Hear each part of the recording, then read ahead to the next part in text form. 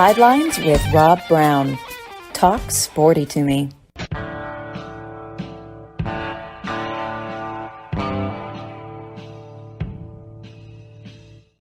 right, good morning and welcome to the Wednesday edition Sidelines. Rob Browne here with you. Got a great show today. We'll start off with Chris Dimino over in Atlanta, 680 The Fan, in his MLB Bag of Souls. Some of the best interviews and stories about Major League Baseball. Of course, he's right there in the Battery at 680 Studios covering the Atlanta Braves, and a native New Yorker. Probably a lot of fun for him. Mets at the Braves. Of course, Braves won last night 6-4. We'll talk about that. Again, Major League Baseball, I think it's benefiting a lot from the rising popularity of college baseball. And we'll get into a lot of reasons for that.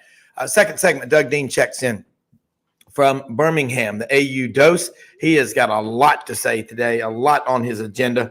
Hour number 2, we will be joined, of course, by Mitch Davis. He's going to check in with us from down in Tupelo, Mississippi, the home of the birthplace of Elvis Presley. He lived in Memphis, and the bottom line is, fourth segment, Jordan Hill will check in 24/7 sports from Athens on the Georgia Bulldogs. He was at the SEC spring meetings last week. I know he's got a lot to say about that. I think Kirby Smart probably made more sense than about anybody because he said, 1-7 or 3-6, either way, you're going to play everybody at least 2 times in a 4-year cycle. So that's the big issue that we've got is how do we get past the criticisms coming from around the country probably. The Pac-12 plays 9 games. The Big Ten plays 9 games. Well, who cares? Who cares what they do? The SEC is the toughest football conference in America. And really, basketball this past year, it was one of the top 3, I'd say Big East, Big 12, SEC. But everything else, it's number 1. And you can argue that if you want to, but I've got the facts to back it up in basically every sport. So there's so much happening in the world of sports. And, of course, we saw that story yesterday, the LIV Tour merging with the PGA.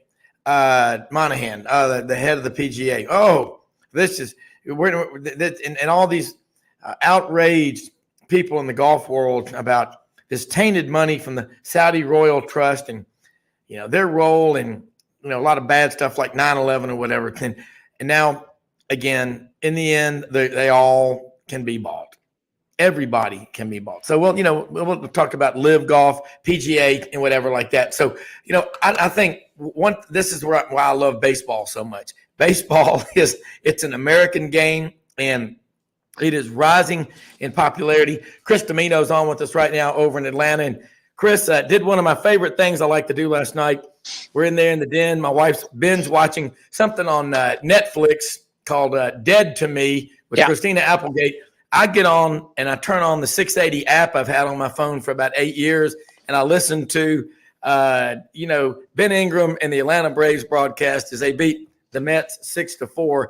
There's no better game to listen to on the radio than baseball. There's no better game to attend in person than baseball.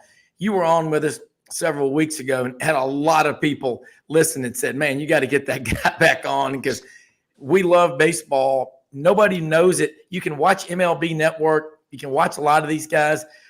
They don't have the passion that you bring to the table, nor do they have the MLB Bag of Souls. So, Again, thank you for coming on here with us, and I'm going to let you go because I see a lot of stuff. You're a great dad. You're having a lot of fun with that. I got 4 kids.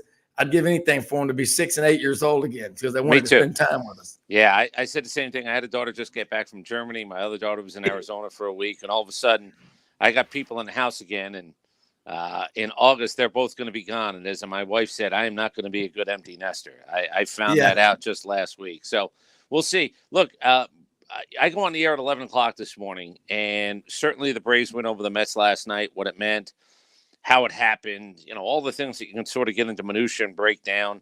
I got a guy, with all due respect, one of our sales guys came up to me this morning and started throwing stuff out. First pitch percentage, on base thing, blah, blah. I was like, bro, I just want to watch the game and enjoy it. Like, I'm not that guy. I hardly care about ERA. Why would I care about all the other stuff that I don't understand? It's too much math. You're asking me to show the work. I just want to watch and enjoy the game. The big thing, though, around here, because we're going to have Stuart Sink on today, and we're going to have Ron Darling on, who's going to talk about the Mets. He obviously does their broadcasts every day. Yeah. But the Live Golf thing, PGA Tour Live Golf thing, or whatever it's called right now, is amazing. Like, this is an amazing story. And I think we talked about it the last time. I root for storylines. Yeah. Like, I legitimately root for storylines. To me, I need for you to be great or I need for you to stink. And I don't like to bash. I don't think I'm a shock jock. I don't call for people's heads. Yeah. But if you're in the middle of anything, if you're a football team in the NFL and you're 9-8, you're the University of Georgia. You're 9-3. You're 3-9 or 12-0. We got a story. Yeah. This Live PGA thing is so multi-layered, and there's hypocrisy and money and personalities. And my joke on social media today, but it was not like haha funny. It was wink wink. The panic and the flop sweats that must be going on for everybody around golf, as people are now going into the trash known as Twitter. Like, there's no such thing as delete. Everything that you've said about this since this thing started, from Jay Monahan to players to announcers to TV guys to money people, networks, equipment manufacturers who said we will never. I find this whole thing fascinating. Yeah. And as much as the Braves are sort of as the flagship here in Atlanta and the Mets are in town, and it was even after a stupid rain delay, which, by the way, nobody understood. I was in the building last night. I don't know what was going on. That game should have been over by the time it was in the fourth inning because there was no rain. I had to ask my daughter, I said, so there's Waze, there's Google Maps, there's Yahoo Maps. I was trying to figure out if they were on a weather app that might have been like a discount weather app, that they saw something nobody else did, including me in the building. So all of that stuff is like really good, but it's crazy that this bombshell of PGA and Live, to me, it's not just about golf. It's about everything around golf. It's the ancillary stuff that now is just going to be fascinating for the next few days, if not longer than that. It really is. And I read a Wall Street Journal article about it. It was really in depth about what happened. And in the end, they interviewed several and quoted several congressmen and senators who, PGA people had been to them and talked about how this is just terrible and all. And here they go. And in the end, they were just paid off. And it doesn't matter what. And here's Phil Mickelson, the incessant. I like him, but just the nonstop whining. Now we're going to have to hear that. I'm like you. I root for stories and all. I don't call for people's heads and all. I mean, if someone I don't think is doing a good job, you can, you don't have to say it 100 times. But what I love about you is you're going to look for the positives in this thing. Well, the positives are we are positive that anyone can be bought. They can claim to have a higher ground, but to hell with them. They don't. Well, so I don't know what's going to happen with golf. Well, I'll tell you what's going to happen with golf. They're trying to figure out. Look, I've always said follow the bouncing dollar sign, and you'll get an answer. I love good conspiracy theories. Like I bail out of them, but I watched like Oak Island, Hunting for Hitler. Like I'll watch all those shows until I realize, okay, the UFO stuff now. Which, by the way, there was a page 8 story that's going to be page 1 soon enough because multi-decorated people in the military are saying, hey, we got a thing going on here, including an intact, I think he called it a vehicle. All that stuff is really interesting to me. But at the end of the day, I'm pretty intelligent. I go, follow the dollar sign. Where's this going money-wise? And I don't know. Look, if you stood your ground and said, I'll never take their money, well, guess what? If you continue on the PGA Tour, you're taking their money. I think about the guy who was ranked 92nd in the world. And he was offered, let's say, $15 million. Not Phil's paycheck, not Koepka's paycheck, but $15 million to come play with us. And he said, no, I'm not comfortable doing that. Now you got to look at your wife or anybody else in your life. And good for you for taking a stand. But what you really have to worry about is here come 50 more golfers who are trying to take away your livelihood because you got to be in the top 125 to keep your card. And what do you do about those people? Like, what am I supposed to do? Just pat them on the back and saying, good for you? But now you're 132 on the money list, and you got to go back to Q school. There's a lot of far-reaching, and I'm not a Pollyanna, by the way. To me, like as people were talking politics in this, I was like, I'll let you talk about politics. I'm talking about realities here. if you take a stand, good for you. If you put your head on the pillow at night because you believe in something, great. I'm telling you that there are a lot of people who just said, well, hold on. I mean, one of my theories would be, was the PGA Tour kind of a little bit nervous about having their books looked at? You know, is there something where you go, oh, wait, maybe we don't even want to go down this road? Because legally, once you end up in a courtroom, I'm allowed to ask for stuff that you normally don't have to make public. I think the NCAA has suffered from that. They're not very good at lawsuits. And I think part of the reason is they write stuff down and say stuff because nobody's ever checked them. They just get to do stuff. Well, that day is done. NIL and a whole bunch of other things said you just can't declare whatever it is you want. You want to be a nonprofit? Okay, we need to see your books. And I'm enough of a cynic. I think I don't overdo it, but I am more cynical than not. Part of me says, oh, there was a fear factor in getting this thing done the way it got done.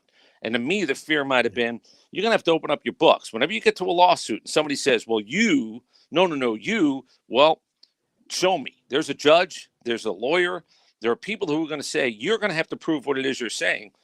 And there are paper trails when it comes to money.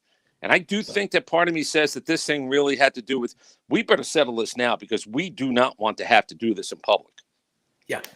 Well, I mean, in 33 years as a financial advisor, in addition to doing this show 6 days a week, the terms of endearment always follow the money trail. And, there's just certain things that you see happening at the end of every quarter, window dressing with hedge fund managers, mutual fund, insurance, all these things happen. You start connecting the dots. What gets me, and I mean, the outrage, I've got so many different group texts I'm on. Of course, I went to Auburn and I've got tons of my fraternity brothers, friends over in Atlanta. And just last night, it was just, there must have been 250 responses to this story. And I love your take on it. You're not a Pollyanna. I mean, I know a lot of people that listen to you every day, and then you're right. And it's going to be fun to watch this high ground these people tried to have and then come back and then try to, it's no different than the people that are elected in Washington. Now they want them to fix NIL. I mean, come on. Are you stupid? Yes. Well, the other part of that is, what's the politician's main job? And in a world where, your job is to get elected, then your job is to get reelected. Yeah. So which way is the wind blowing? And I do think that you lick your finger, and if you're fairly intelligent, you should be able to figure out, and you flip flop, and you look like a fish on a boat because you realize, oh, I've got to protect myself or protect whatever it is that I have. I'm curious to see if the players that have 4:00 call yesterday. Here's my question. I'm going to ask Stuart Sink today. I don't know if he was on that call. My guess is he probably was, but we'll find out. Did anybody ask for Monahan's resignation? On that call, did a professional golfer who's been in the PGA Tour say, Jay, you need to step down? And what was the reaction if that was asked or told or made as a statement? Because if it's one man, one vote, that means that 50% plus one say, Jay, you're out. He really doesn't have a leg to stand on because what they've been pushing to me is for years, we are all about the players. Well, if you're all about the players in a world that I live in, 50% plus one, whether it's a good idea, whether it's a not so good idea, whether it's a coup, I don't care. If you're living in a world where one man, one vote truly is in play, 50% plus one that say, Jay Monahan, we're not playing for you. I don't know if Jay Monahan's getting a payday at the end of this. I don't have access to his books or his bank accounts, but there's got to be something in it for Jay Monahan because he looks terrible. So if you look terrible, what is it? Did you just protect the PGA from the books being open in court? Or did you make enough money where you go, yeah, I know, I can't do this anymore. But you're leaving with a golden parachute that's, a true golden parachute to get a deal like this done with people who you aboard just 3 days ago. Yeah. Well, as my wife says, I want to make blank you money. He may have made blank you money maybe to where it doesn't matter. That's the thing about. I love your take on this because the PGA. We have Lauren Smith on a lot this show who covers Georgia, and he's been to 64 straight Masters. That is what I think of with golf. Just a gentleman who loves the game. Tony Barnhart, Mark Slayball. I texted him last night. He's been covering golf a lot more than college football because the NIL and the portal's driven him crazy. But your take on it, I love the way you're a New Yorker. Someone asked you, does the dress make me look fat? Yeah, it does. You give the truth. You're a truth broker. I mean, it's Such a pleasure to hear you. I would love to see someone like you on ESPN. You don't get this kind of truth anymore. Well, I will tell you get a lot of yelling, and I'm not a fan. Look, I understand that these guys are willing to look and sound idiotic because there must be a correlation to the amount of money they make, because the biggest, loudest, dumbest guys at times, whether they're doing it with a wink, wink, smile, they have figured out the ascension to more money is to just be dramatic, over the top, and not care. You know, they're like hockey goalies or safeties in the NFL. Yeah, I gave one up, man. You'll forget about it because I forgot about it, because that's the way you go. You just you're a tank. You say dumb things. You're a tank. I'll say another dumb one tomorrow because it looks like that's how you make more money. Here's just a couple other things. Brandon Chambly yesterday, because everybody was waiting for him to speak. Greg Norman hasn't yet. Phil Mickelson put out one tweet. Mark Schlabach paraphrased it. He said he would have been more shocked. He would have been less shocked. Let me make sure I get this right. He would have been less shocked hearing yesterday that Nick Saban was now the new head coach at Auburn. So put it in perspective for a guy who's covered golf and college football for a long time, and I know Mark. Yes. He said that he would have been less shocked if he woke up yesterday and was told that Nick Saban was the head coach at Auburn than this merger that happened yesterday. Roll that around. Brandon Chambly comes out, and, of course, everybody wanted him to speak because I don't know where he's going to land with all of this. But like I've said before, if you're controversial, there's a chance you'll make more money. Right. Now, how long you get to do it, we'll see. He said this is the saddest day in golf. Here's what I would like to ask. What's the second saddest day? What do you mean sad day in golf? It's a bunch of rich, white, old guys who've had an opportunity, for the most part, to not have sad days. So, all of a sudden you're shaken by something. It's just, it's funny and real at the same time. Hold that thought, because I want to come back and keep up with it a few more minutes and talk some MLB baseball. But you are dead right. You're a truth broker, and this is what we love about you being on this show. We'll be right back. Sidelines with Chris Dimino from 680 The Fan in Atlanta.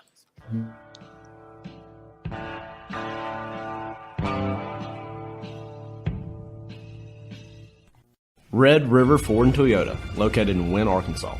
If you're in the market for a new or used car, truck, or SUV, call, go online, or drop by and see them. Located 45 minutes from Memphis, go off the 4-city exit on I-40 and go north about 15 minutes on Highway 1. Easy to work with and still believe in customer service. If you live out of town, they will deliver your vehicle to you. RedRiverFordToyota.com. Just see what they can do. Strengthen your seed zone this spring with quality tillage equipment from House Industries. Located in Cherry Valley, Arkansas, House Industries specializes in manufacturing superior equipment that will minimize your downtime and keep you working in the field. To ensure the highest quality control, all design, fabrication, and testing takes place in a 99,000 square foot manufacturing facility located right here in the heart of the Delta. Locate your nearest House equipment dealer online at houseindustriesinc.com. House Industries, breaking ground. Sidelines with Rob Browne. Talk sporty to me.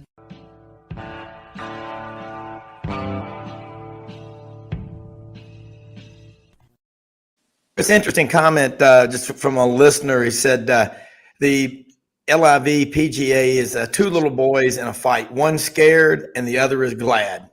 So unbelievable. And then you're right. So keep going. You were on a roll before the break. Yeah, no, I just, again, as it sorts itself out, if there is such thing over the next few days or even further than that, like the big one is the Ryder Cup. That seems to be, because everybody keeps talking about 2024, but the Ryder Cup, who was going to be eligible, who's not? Well, we're all getting along, man. Kumbaya. Let the Ryder Cup play out the way that it would have before all this stuff started. I want to find out about manufacturers and sponsors and who's going where. If I had a guy who went to live, now Brooks Koepka is a little bit different because he still competed at a very high level in a tournament that was watched. But if I were paying you because I put my logo on your shirt, but you're on the CW network, and they even said this isn't good enough to have on anymore, we're getting beat by America's Funniest Videos, what do I do now? Like, do you owe me money as a player? Do I owe you less money because I basically sat with you for 2 years while nobody watched you play? I don't know. You know, there's a lot, like I said, there's a lot of monetary things that are going to fall into place, probably with still a little bit of infighting. But there's also a lot of emotional stuff. There's also a lot of what am I willing to do as a watcher? I don't watch a ton of golf. I'm a major snob. I readily admit that. I'm not watching the John Deere Classic, to tell you the truth.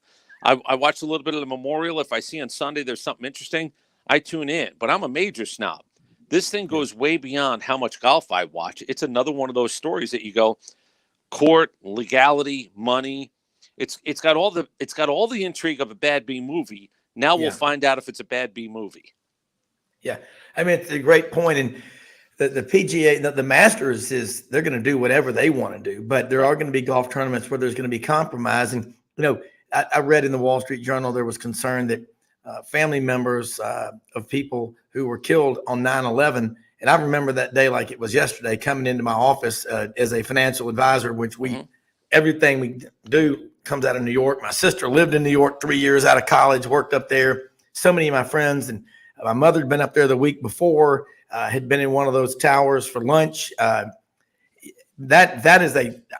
sorry, that's going to be a tough one to sell to people, because the Saudi Royal Trust, and I got a lot of friends who went over there and they weren't delivering flowers in 1990. They went back in 2003. They went back in 2001.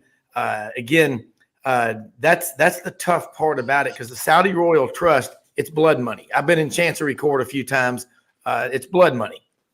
Well, we're also gonna rip at scabs of people who do not deserve to have their scabs ripped. Yeah. When you talk about healing and wounds and how deep they run, time does do things in terms of healing, no doubt about it. But now you're going to now bring up conversations that a lot of people who shouldn't be put into a more uncomfortable situation, if there ever was one possible, that they're now in the middle of something where they have to rethink something, or somebody's going to come to them, whether it's casual conversation or whether it's going to be full blast on whatever news network you want to watch or don't want to watch, where they're going to be bringing this stuff up again.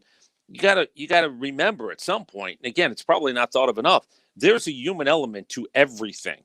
And I think there are a lot of people who are going to just be thrown into something, not because a camera's coming to their house, but because this conversation is now going to hover about in all likelihood, the worst moment of their lives, of their family's history.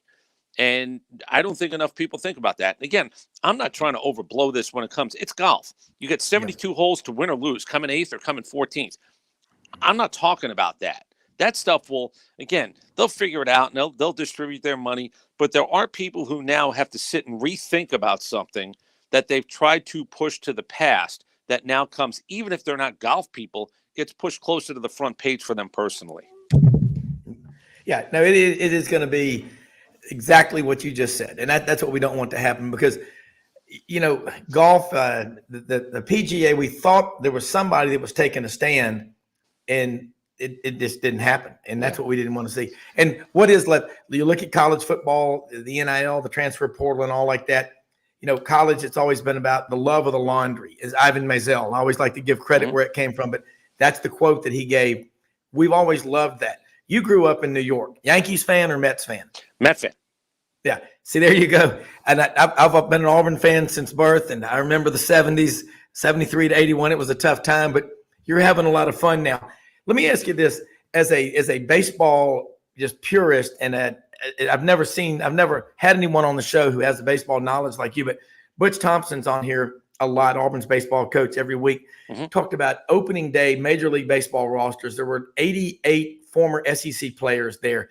Do you attribute a lot of the rise in popularity to Major League Baseball, which is really coming back, I believe, because people are watching the college game more? Because I think 48% of these guys played at a 4-year school before they got to the majors. Yeah, look, it's not hockey where you never see guys play. You have an opportunity now to see guys play. The NBA always had, and college football has had this because it's a guarantee. You actually knew there was a line of, I'm not a big follow recruiting guy. To me, it's the underwear Olympics. You want to give a guy 4 stars, what do I know? Quite honestly, in all likelihood, unless you're one of the rare ones, what do you know? 4 stars, 3 stars, 5 stars. Doesn't matter. I'll see you playing and I'll find out if you got coached up, if it was a good situation. Portal has changed a lot of that because it's I'm taking my ball and going home, which is a real thing now, even for almost adults because they're 18 to 22 years old. Yeah. I'm not sure that college baseball has a direct influence on the MLB. And I'll tell you as a guy, again, watched a lot of baseball, covered a lot of baseball. Yeah. I admit this, and people get sort of, I don't want to say mad, but they look at me side-eyed. I don't care about the minor leagues in this regard. When people start to tell me about the top 100 prospects in minor league baseball, what do I know? Like, again, I'll go back to recruiting. I'll take your word for it, but what do you know? I care about the tip of the iceberg. And again, it makes me a filthy, dirty American in some regards. I care about what's above the water. That's a 26-man roster in a game you're going to play tonight. There is so much more iceberg below the tip, underwater. There's a lot of people trying to figure that stuff out. GMs, assistant GMs, scouting directors. That's not my world. You know, there were one or two guys, because I'm a Braves fan for this long. Well, I'll know Kyle Tucker. I know Shea Langoliers. Yeah. I'll know Christian Pache. I know that stuff because I ask people about them, but I don't know about the Reds. I don't know about the Giants. I don't know about any of that stuff. So it doesn't bother me. It doesn't matter to me. I don't know if college baseball will give you an affinity to watch guys in the pros, but the one good thing is it's available there if you want it. And if you're an SEC fan, with so much talk of high school baseball, travel baseball in the South, there seems to be more of it down here than probably any other part of the country. But at the end of the day, they shorten games, pitch clocks, whether you like it or not, stolen bases, man on second. They had to figure out how to make the game more appealing. I don't know if college baseball is the reason why people might be coming back or the numbers are better. I kind of think it's about a lot of ancillary stuff. Just make the game as good as it can be. Make it more exciting, more action in less amount of time. I'm getting more. It's like a fight that goes 12 rounds. I've seen fights that go 12 rounds. Nobody's throwing a punch. And you go, oh, I just spent, do the math, 36 minutes plus a minute between rounds, and do the math on what it is. In baseball, for a long time, 3-outcome game, walk, strikeout, home run, I wasn't getting action in the middle of the ring. Take away the shift, put the pitch clock in play, more stolen bases. Now you're actually watching a fight where guys are throwing punches. They're mixing it up. That's why I think there's more of appeal for baseball. If I can use the boxing analogy, I've seen good fights and bad fights. I want to see action in fights, and baseball sort of come to that conclusion too. Yeah.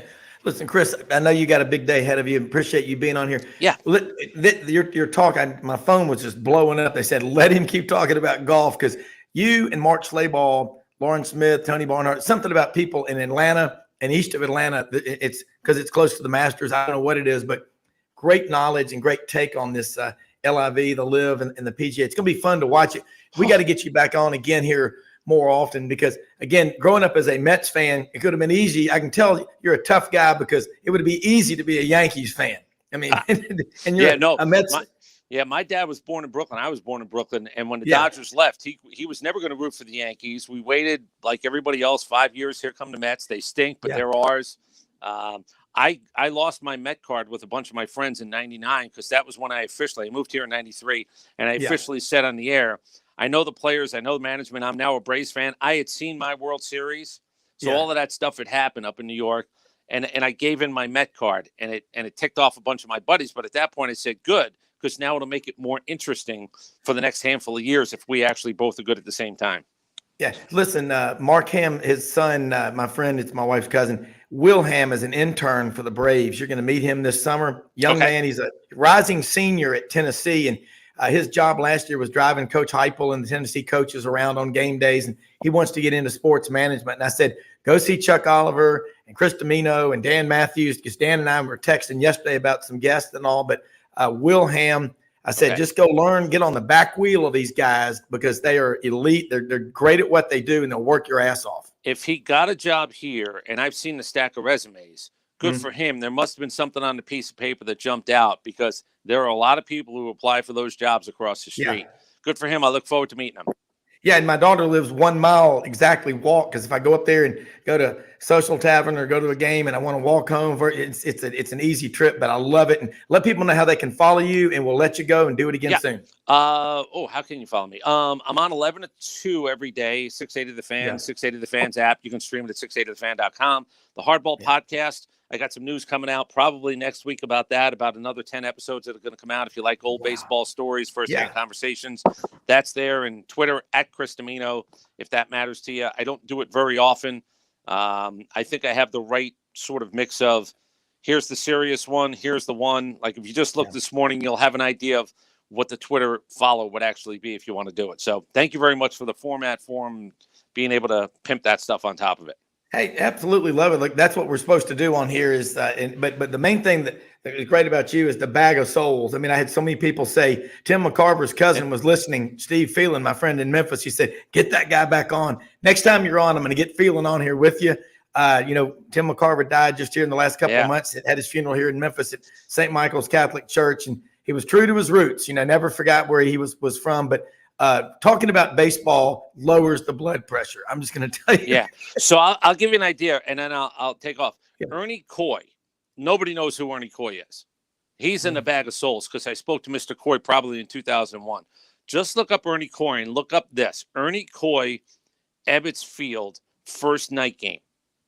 You'll find out 3 things about Ernie Coy, and you'll go, what?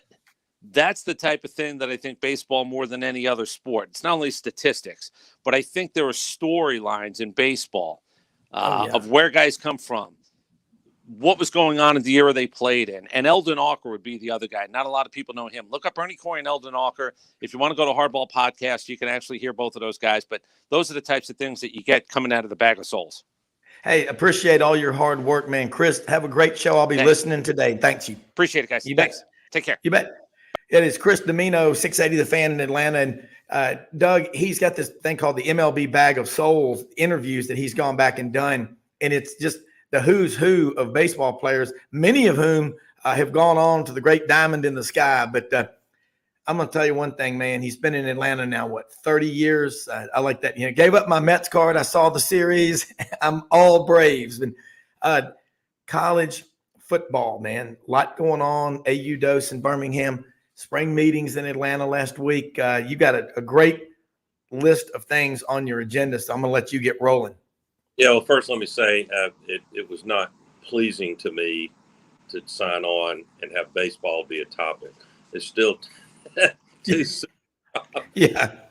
If you're an Auburn Tiger, and the old thing about injury and insult, man, you're so hot if you're Butch Thompson and this Auburn team that I'm still really proud of how they turned it around. Would they go 12-3, ending the regular season? Yep. What a around and miraculous to make, to achieve hosting your own regional, but you just don't show up against Penn, the mighty Quakers, and they did have good pitchers, and that's where this postseason is usually about pitching, and then obviously Southern Miss, which is a very good team, and I'm not going to be shocked if they go even deeper. But then after that, getting kept home early, not sent home, but kept home, only to find out that Auburn, Rob, would be hosting a super regional if things had gone better after Clemson lost. We'd be hosting the mighty Audrey's Tennessee Vols had things gone better. So that stings a little. It does. And, Clemson gets beat at home by Tennessee. Tennessee went in there. And we talked about this yesterday with Vince Ferrara up in Knoxville. That 14-inning game Saturday night, Tennessee used 3 pitchers. Clemson used 10. Amazing. Tony Vitello seems much more relaxed right now, but that was tough. But the good thing is, I read what Butch Thompson said. The good thing is that this is not good enough. The Auburn fans are mad. You want to be great in basketball at Auburn, the fans have got to get as mad as hell after a basketball loss. Same thing about baseball. We're at that point in Auburn, so I like it. I love your take on it, and we got to get the coach back on here to talk about the World Series. Give him a few days to decompress, but as he always says, don't let the moment be bigger than it actually is. I love his mindset. I love what you're saying there. I'm gonna get quickly to what's on my mind as we head into summer, and you can squint your eyes and see the night lights coming in Jordan-Hare Stadium or whatever your favorite SEC or other stadium is. It's not far at all. Summer tends to fly by. Nothing is flying. On a personal note, nothing is flying by with my sweet daughter Allison's baby delivery. Young Henry, who's it's early, but he's a 5-star and a heavy lean probably to Auburn right now. But he was due yesterday, Rob, and he's in that little cocoon saying, I'm fine in here. I'm in no hurry to enter the college world. So prayers for Allison, and then a month later, Absolutely, my daughter Lauren will be not far behind with 2 grandbabies in the span of 30 days. But I digress. The good news for Auburn people that really love Butch Thompson, I'm one of those. It's absurd to think Butch has lost anything on the coaching front. I think it's actually one of his better years to take a team that was not loaded with talent, but they found some magic late season to still make it continue our streak of making postseason, hosting a regional again. And at this Friday's Auburn Board of Trustees, I am told that they're bringing the $30 million renovation of Plainsman Park, which really is going to elevate it, especially from a fan's point of view, amenities, more seating. John Cohen is doing some work, and they've modified aspects of that to make it better. They're taking that plan back to the board. That should be a rubber stamp, not to second guess. The board can discuss and disagree with anything they want. That's why they're there. But that should get swiftly approved. So good news coming for Auburn. Hold that thought, because this is a big, the $32 million deal. We're going to take a quick break. Be right back with Doug Dean in Birmingham, the Magic City, right after this.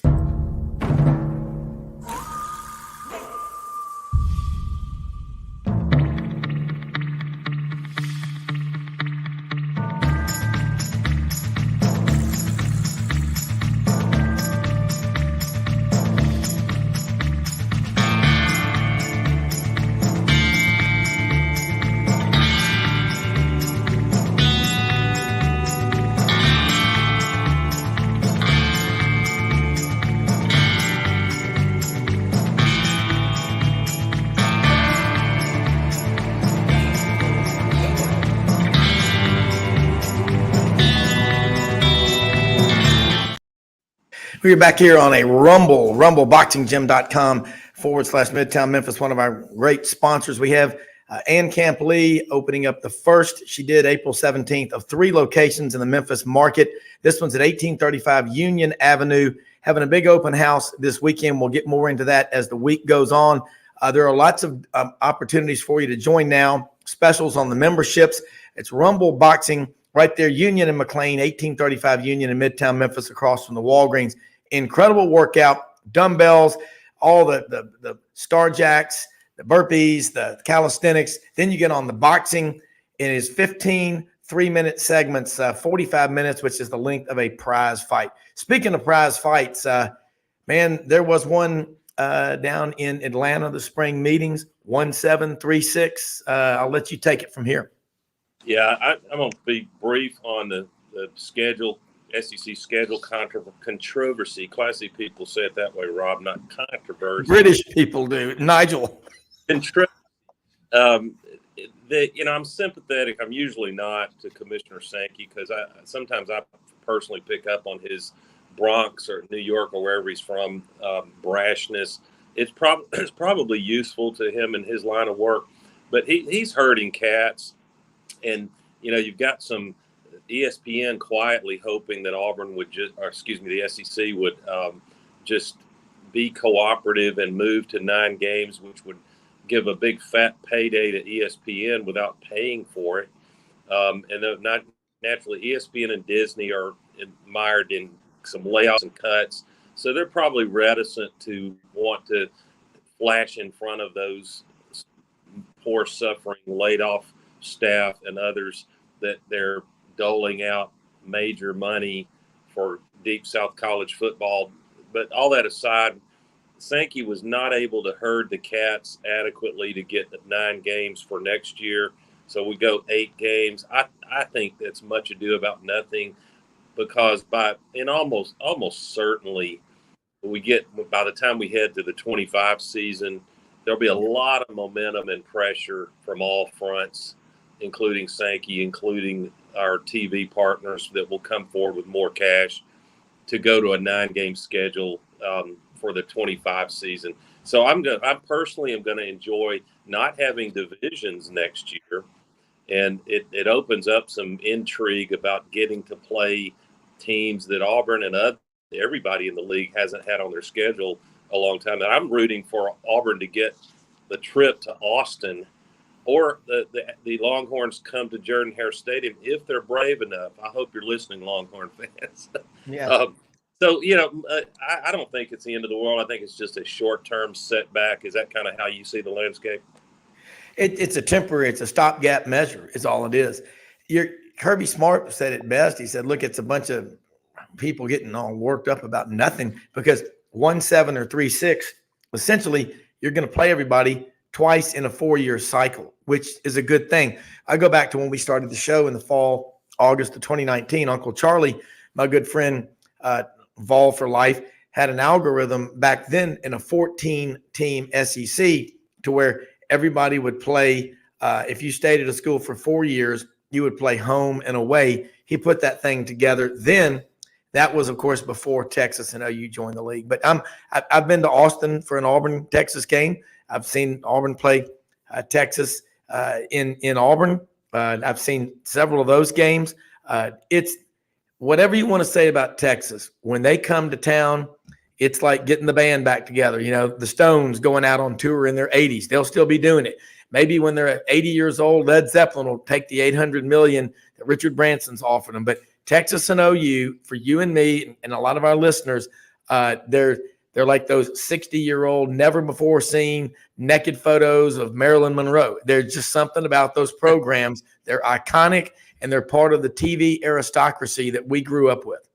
Yeah, and boy, I can go ahead and forecast it, which takes no genius.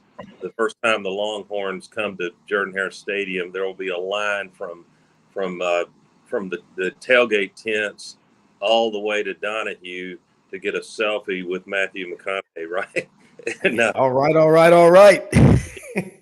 And that'll be a lot of fun. But so I want to, if you don't mind, I want to pivot to actual college football. That is the play on the field, and for understandable reasons, especially QB1 intrigue with Hugh Freeze doing what is an analyst yesterday named Auburn as number 1 in portal transfer impact.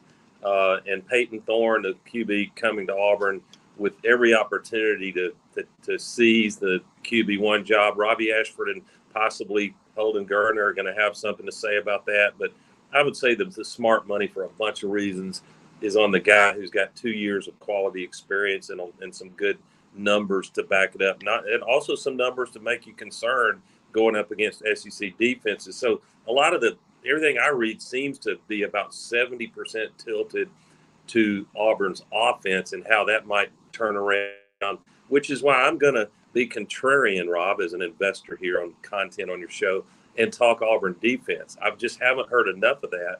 And I will concede that I don't think it's quite as true that defense wins national championships to the extent it did in the 70s and 80s, maybe even the early 90s.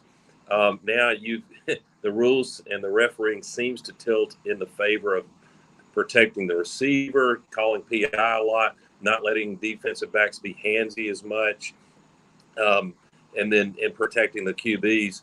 But I think it'll be critical for Auburn if Auburn fans want the ceiling to be not 6 or 7, but 8 or 9 wins, which is where I'm leaning, then I think Ron Roberts' defensive philosophy is where you need to look heavily. And if you'll give me a minute, let me talk about why Ron Roberts has come to believe in the style that he likes to play, which really defies a label like, is it a 4-3, a 3-4?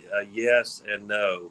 It's a lot. It's an unpredictable animal, but it starts with analytics, and I hope your fans. And by the way, if you want to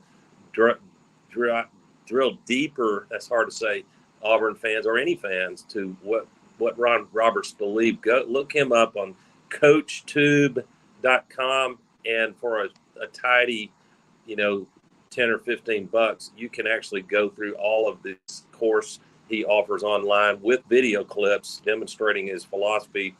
That's really built for high school and college coaches, but some fans are going to be interested. Let's start with the analytics, Rob. He talks about the question, how negative are so-called negative plays that a defense can cause? Well, let's look at the numbers. On a drive with a negative play, get this, the average FBS team, that's the big boys, scores only 25% of the time, most of those field goals. And that same FBS average scores touchdowns only 15% of the time. Do you think it's important and valuable to create a negative play, whether that's a TFL tackle for loss, pressure, quarterback sack? Let's take that further. On a drive with a sack by the defense. The average FBS team scores points only 16% of the time, and a TD 9% of the time. Now, flip that around, Rob. I know these are a lot of numbers, so stick with me, fans. On a drive without a negative play, if a defense is playing base and they don't have a dog in there like Georgia did last year and Alabama usually does, that can, without taking risk, he can whoop a guy and get to the quarterback or cause the tackle a running back for a loss. But without a negative play, FBS teams score 43% of the time, and they score a TD 36% of the time. On a drive without a sack, FBS teams score 40% of the time and TDs 31%. So you can see why Ron Roberts created what he calls havoc or chaotic plays, and he's got actual metrics. He doesn't just say, I hope we get of course, obviously every defense wants to get negative plays. The difference is, as I've researched it, Ron Roberts is willing to take calculated risks and align and deploy his defense with an aggressor and a protector, depending on the look they're seeing from an offense. And he's going to bring risk and pressure from unexpected places and try to prevent an offensive coordinator from being able to tell exactly where that's coming from, because his point of view is the minute I get a negative play, it's in my hands. They may still score, but the odds suddenly tilt heavily in my favor. So I think the only thing I thought about from a worries point of view, the old saying, Rob, when a defense brings a sellout blitz, finish it for me. Somebody's band is going to play. Yeah. So you may see, and I'll kind of close this point and let you comment. You may see Auburn, which I'm not going to freak out about. When we're playing a good opponent and he brings risk and pressure from unexpected, or he goes cover zero and we're bringing the house, then they better get home and get to the quarterback. But if he doesn't, it might be a big, quick score for that team. And guess what? If you understand aligning the defensive philosophy with what Hugh Freeze wants to do, running tempo and scoring quickly when he can, when the other team scores, as long as you keep it in striking distance, that's not all bad, because guess what happens? All right, they score, they go up by 3, up by 7. Their defense also goes right back on the field. So when you understand all of that, Freeze and Ron Roberts probably think, we're going to take risks. We don't have a guy necessarily on the defensive front that can dominate all game. Rodgers might get to that point, the nose guard from Kentucky. But we're going to take risk, and if we get burned, there's a silver lining in that. Your thoughts on that, Rob? Well, first off, Ron Roberts, I started following him years ago. He was at Delta State, Southeast Louisiana. He runs what they call the creeper defense, and it was regarded as the defense that was pretty damn good at slowing down these RPO offenses. You look at defenses, Nick Aliotti, who was the defensive coordinator at Oregon back when Auburn played them for the national championship in 2010, said, as a defensive coordinator, sure, I'd like to shut people out every game, but the days of those lockdown defenses, they're not gone, but they're rare, because you've got so many plays, and the defensive linemen, after about 40 snaps, start panting. You better be deep on that front seven. And you go back, Auburn won the national championship in 2010 with a defense that statistically ranked 3rd or 4th worst in school history in terms of giving up points per game. It may have been the worst. LSU in 2019, same thing. They both won national championships. They had generational seismic shifting talents in Cam Newton at Auburn in 2010, 2019, Joe Burrow out of Athens, Ohio, transferred in from Ohio State. So I like the fact that Ron Roberts is at Auburn, because he is a forward-thinking coordinator. I also think Alabama's going to be in damn good shape with Kevin Steele. I love his philosophy. He goes, people talk about adversity all the time. He goes, hell, we are your adversity. We're going to make your life a living hell out there today. I love the way he coaches football, and he chews on a cigar. He's an alpha male. You look at Philip Montgomery on offense, Hugh Freeze. Think about this, and I had this conversation with a very smart football fan yesterday who has been covering this stuff for a long time. And he said, if you look at Georgia's losses these last few years, or where they've struggled, it's when you can put tremendous pressure on their defense by stretching the field with a passing game. Go back in the 21 season. Mechie got hurt in the SEC championship game, but Jamison Williams was still alive. Combined, they had like 176 catches and 21 touchdowns. But in the national championship game in Indianapolis, a few weeks later, Jamison Williams gets hurt. Georgia wins. If you can stretch the field and put pressure on Georgia, you have a chance to beat them. That's why Freeze is a great pick by the Auburn people as a head coach. That's what he does. And now with Ron Roberts and Philip Montgomery, you've got guys that think like he does as coordinators. Should help. Yeah, and sticking with a little more on Ron Roberts and what does that look like? What might your viewers, listeners that really want to, as I am, aspire to be even higher IQ in football? What might they explore and research? What Roberts would be the first to quickly say is that, hey, all things, if I had my druthers, as Stallings like to say, I would rather have Kirby Smart's front four the last few years, because then you can mitigate risk. And Kirby has had the luxury of getting pressure from just 3 or 4 guys up front, because they can whoop the guy in front of them, and he can play base defense, and you can't move the ball on them. But for normal football teams, not named typically Georgia or Alabama lately, then if you're trying to win the game, you've got to take some calculated risk back to those analytics about what happens if a team never faces a tackle for loss, a negative play. There's a good chance they're going to at least get a field goal opportunity and often a touchdown. So what I think Roberts is trying to do is to have a defense, which Hugh Freeze I know is going to like, a defense that is built, think about this, it's built to increase the number of possessions that the offense gets. And there's a lot of different ways to do that. If people want to research at the NFL level, what is everything I'm talking about with the defense taking a little more calculated risk to cause negative plays? What is an example of that? Go to the Miami Dolphins 2019. I'm not an NFL guru, but this is easy to research. In 2019, the Dolphins were dead last in defense by what they call DVOA, defense adjusted value over average, which really just, it's a fancy word. All it's doing is contextualizing what was the quality of the offensive opponent they got these numbers against. They were dead last. And you go to 2020 under Brian Flores with his blitzes and that tight tight front, and even a lot of cover zero in which he was bringing the house, and sometimes he'd show cover zero and bail on it right before the snap.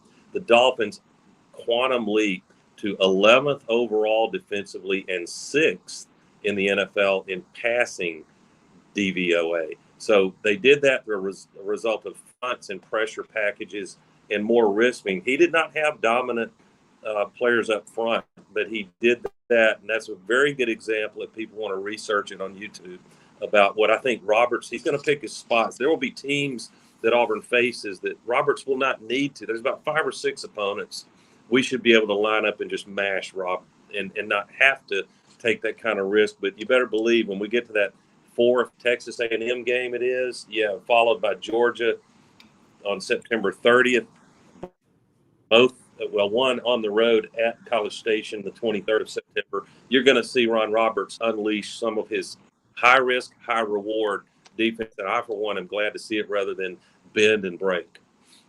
Well, I like the high-risk, high-reward. Go back, and we're going to talk about it. We're going to take a quick break. But, Brother Oliver, I think the greatest defensive mind ever used to do the, 10 or 11-man blitz. You didn't see it a lot. But his deal was everybody knew everybody's assignments. Right back with Doug Dean.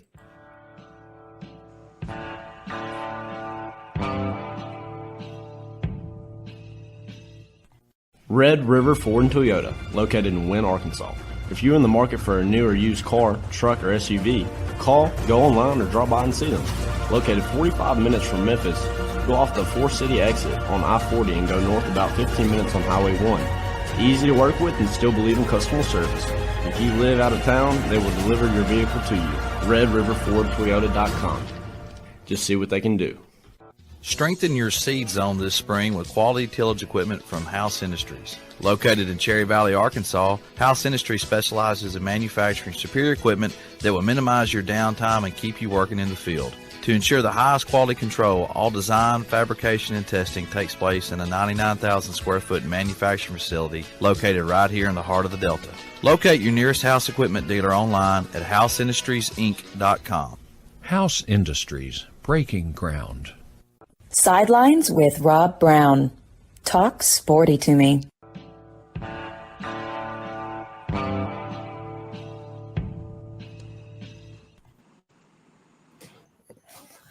All right, Rob Browne back here with you. Doug, you were on a roll before the break. Carry on. Well, thank you. And sticking with the Dolphins, because I think there are plenty of these examples of the Roberts defensive philosophy of high risk and high reward, picking spots that go after an offense and outnumber them with blitz packages. If you don't have a guy in the middle that can whip his man and get to the quarterback. Let's see what the Dolphins is one very good example or parallel. What they were able to do is start to rattle the quarterbacks. There's some great footage on Kyler Murray. They knew he had a tendency to want to roll right because of his ability, his mobility, and find somebody downfield. They took that away from him, and he got pressured from an unexpected spot, turn the ball over, scoop and score. And yes, if you don't get home with the blitz, the Dolphins got themselves in trouble with some deep shot. They got turned on some deep shots, Kyler Murray being one of them. The Chiefs attacked it, which is really smart. All right, you're bringing all this pressure up front from unexpected places. All we're going to do is gash you by these quick screens on the outside, and we'll take the 3 yards you want to give us. And that's where Mahomes is so good at that. And I think Peyton Thorne will be able to run some of that accurately. So frustrating to Auburn people that, the most simple throw in the world, we struggled with accuracy, connecting it, and with the guy having the ability to catch it and run.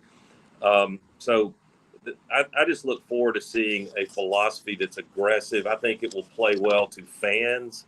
There's nothing that will take the air out of the Jordan-Hare Stadium or any stadium when an opponent is getting 3 and 4 yards on the ground and they're throwing 8 or 10 yards to the tight end anytime they want it, and you finally start bringing pressure down in the red zone. I just find that sick. It might be some, analytical case for it, but because the theory is, well, if you let an offense have enough plays, eventually they'll make a mistake. I would rather force the issue and protect my defense from getting exhausted on drives like that. Yeah, you want to put the pressure on them. Interestingly, Auburn's blue chip ranking, that's that 4-year cycle of 4- and 5-star recruits that you sign. Alabama is number one at like 88 or 90%. Auburn has continued to decline the last 3 years from 59% in 2020 to like 56%, 54. They're at 51%. Bottom line is, in the last decade, there has been no national champion in college football. Only one team has made it to the college football playoff who didn't have a better than 50% ranking in the blue chip ranking. There are 16 schools this year that have it, and that means they are legitimately, technically, they have a chance to win the national championship. Auburn was the last team on that list, and that doesn't include the portal and all that other stuff. It's interesting how they come up with this ranking. If you factor that in, the Harsin era was so bad, and a lot of those guys are just gone. But I believe when you bring in Ron Roberts, you've just laid it out brilliantly. I mean, like on a great trial lawyer before the jury and the judge, you're going to take some chances. You've got to. You have nothing else you can do. Yeah, and for your listeners who have much more of a palate to talk offensive football, I don't need to beat the dead horse about Peyton Thorne and what he potentially brings to the table, assuming he beats out Ashford and Garner. But I talked to Coach Hunter Adams, who's head coach at Stanhope Elmore, and really played for Coach Blakeney at Troy. Really knows football and follows Auburn closely. He is probably the most excited after Peyton Thorne about 2 receivers, Shorter and Hook, And what you're going to see with Shorter, this is a guy, Rob, you never see the stat, rarely. A TD, a touchdown every 3 catches is what he averaged. And I don't care what the level of competition was. You still got to go up and catch the ball.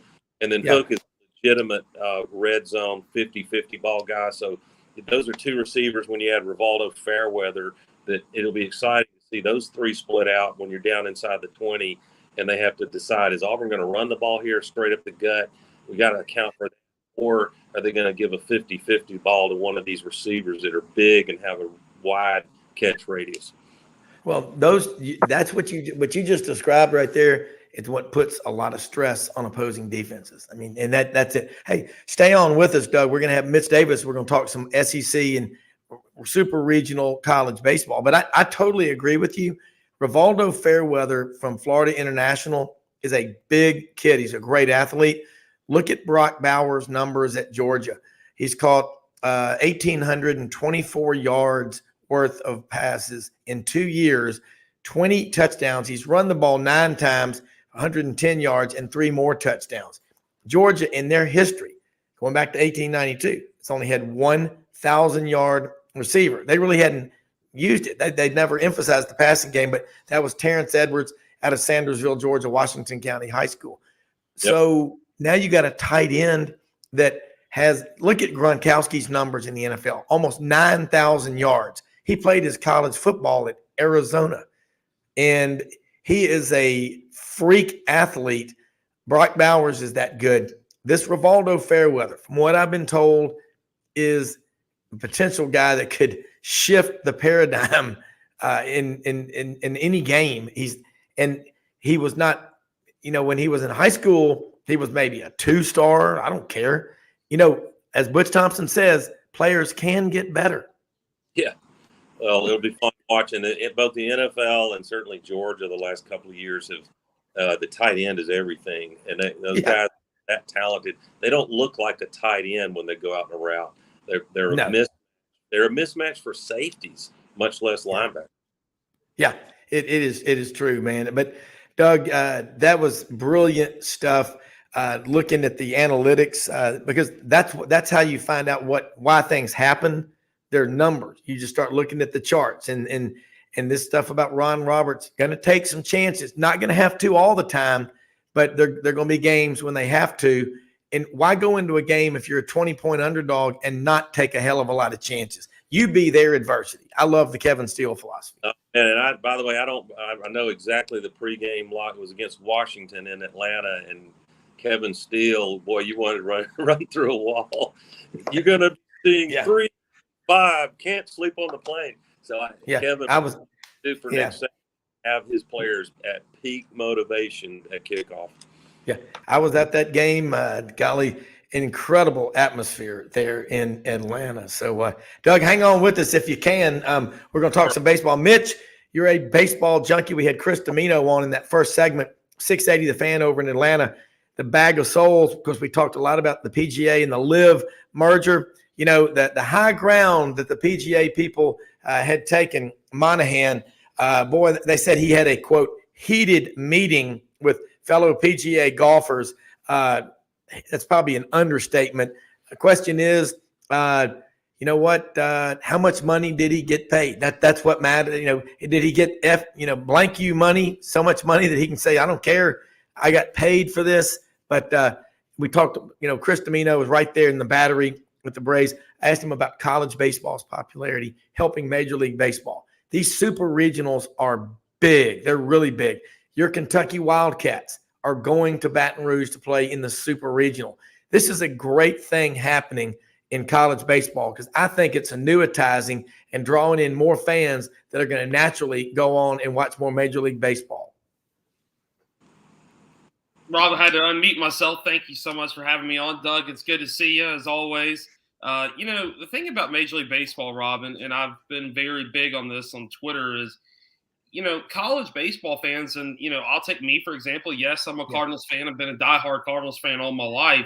But unfortunately, Major League Baseball is just not entertaining anymore. I mean, they go with this extra run rule thing where they have an extra runner on second base in the extra innings. They got the ridiculous, all these other different rules, and the product is not as good.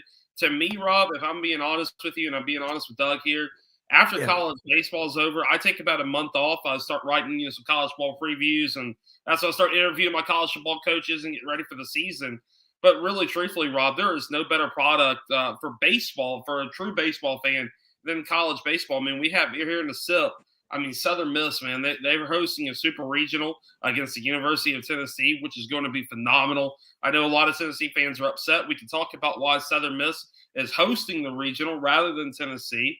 Of course, you got Kentucky. You've got a great story in Indiana State. TCU came out of Arkansas regional. And there's a lot of great stories to watch. And, a lot of people are talking about Wake Forest being the best team in the country and how dominant they are. And, one thing I would argue with those people is they have not played the competition that Alabama has played. I mean, when you play in the SEC, I mean, my God, I mean, it's, week in and week out, you're facing guys that are going to go on to the next level. I mean, Rob, you and I were texting yesterday. The SEC had 115 or more players on opening day rosters in the MLB on opening day of this year, and I think 120 last year. Rob, when you're facing that type of talent, you're facing the best talent in the world. We have, we're going to be guaranteed at least 2 teams in Omaha. Could have as many as 4 teams in Omaha as well. So it should be really interesting. Of course, we'll talk about all the regionals, but I really appreciate you having me on today. Look, I mean, Major League Baseball, college baseball, pitch clocks, the shorter strike zone and all, Doug, it's TV. I mean, speed the game up, make it more appealing for TV. Just make the game better is what I say. But I do disagree with Mitch on the fact that I think as fans in the SEC and college baseball, when we're watching these guys play 3, 4, 5 years at our school, we're going to watch them as they go to the majors. Doug, what about you? I'm going to. Agreed, and I would ask Mitch, since I'm still in the journeyman training program to learn the great game of nuances of the great game of baseball, Mitch.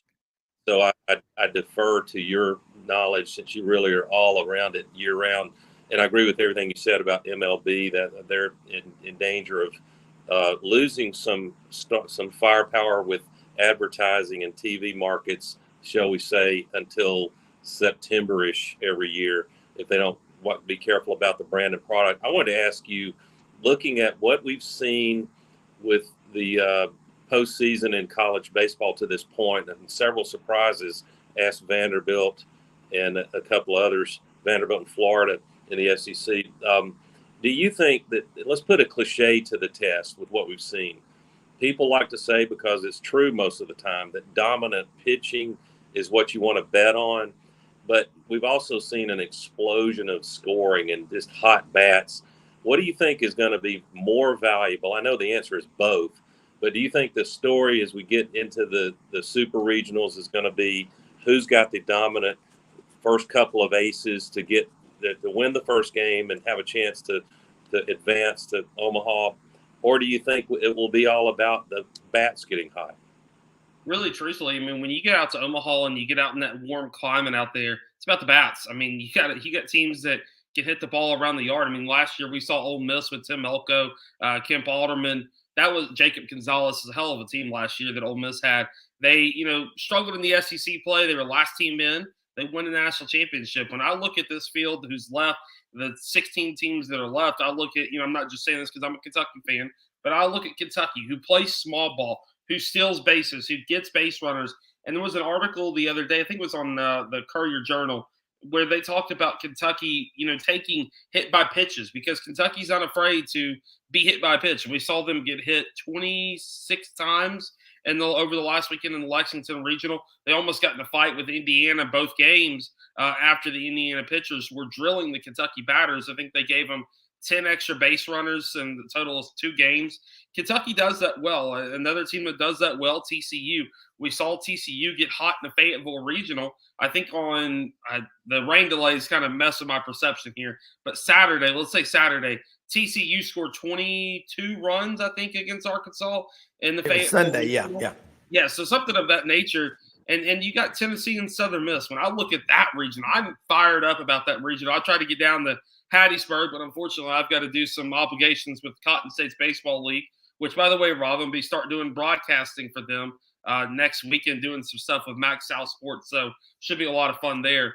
But I look at that Tennessee Southern Miss regional. That series is going to go all 3 games. It just will, because those 2 teams got some really good pitching and they're both explosive. Whoever gets out of that Hattiesburg regional may or may not be, depending on the draw, depending on what I see the rest of the weekend, may or may not be my sleeper to win the College World Series in Omaha in 2 weeks. You talk about the bats and Doug, when Frank Duffy was on with us last week, he's out in Yellowstone, I think, right now with Bengal 1, but he's going to try to drift back should LSU make it to Omaha and go there. The people think Nebraska, it's not hot. Listen, where we pheasant hunt in South Dakota in the summer, I look on the Weather Channel, 114 degrees sometimes. It's the stark contrast up there, but it's a different world. Ole Miss and Oklahoma last year play for it all. Ole Miss takes over Omaha. And yeah, there are things that are being done that are making people angry about Major League Baseball. And same thing that Butch Thompson talks about, the pitch clock, but the strike zone, both of y'all, the strike zone is so narrow and it's not called the same in every conference, Doug. That's something they don't call it in the Pac-12 like they do in the SEC, guys. So you got to have consistency. Sounds a lot like the damn NIL rules, 50 states, 50 different rules. But you know what? Going to Washington to try to get help on that is a lot like going to a whorehouse and asking for marital advice. I wouldn't do it.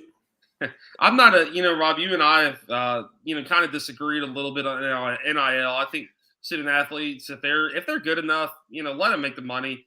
The only thing is, I saw an article today and it kind of made me upset because they talking about players opting out of the NCAA football game that's supposed to come out next summer.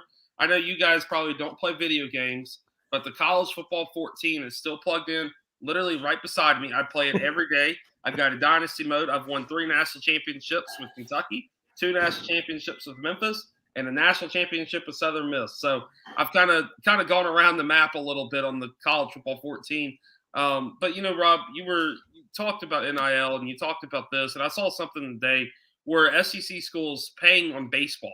The lowest amount paid, the budget wise for baseball was $14.5 million, which was Missouri. Most American athletic football, programs are only spending 16, 17. I know Memphis for a fact is spending $17.5 million on football. In the SEC, baseball is spending $16 million just for baseball alone, and that's at the bottom rung. I know Mississippi State, Ole Miss, Texas A&M, those programs are spending out $45, $50 million on baseball in the 2022 calendar year. On college baseball, you're talking about that's got to be facilities upgrades and all like that.